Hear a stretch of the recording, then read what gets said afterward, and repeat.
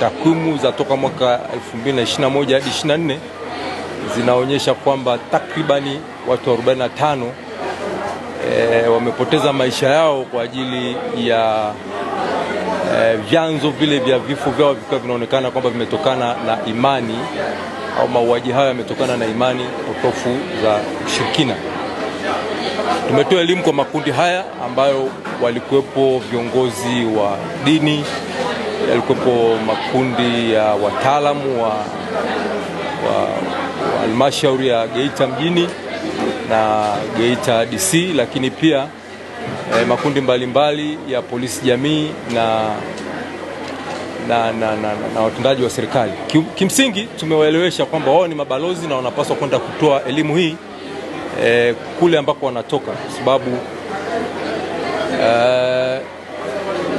imani hizi zimekuwa ni kama haziishi moja kwa moja, zimekuwa zikionekana kama ni jambo ambalo linataka kushindikana hivi.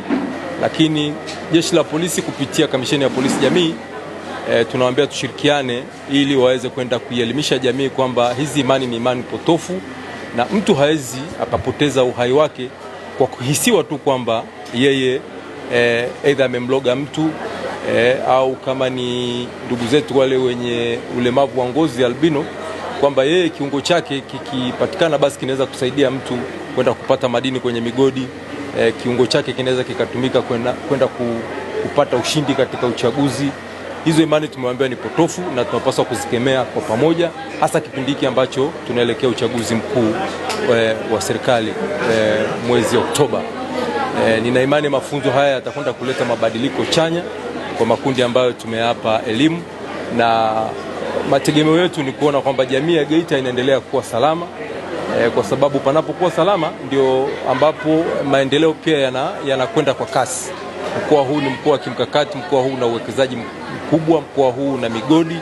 Kwa hiyo tukihubiri habari hii ya kukemea mauaji haya yanayotokana na imani za kishirikina, basi mkoa utaendelea kuwa salama. Ni sahihi.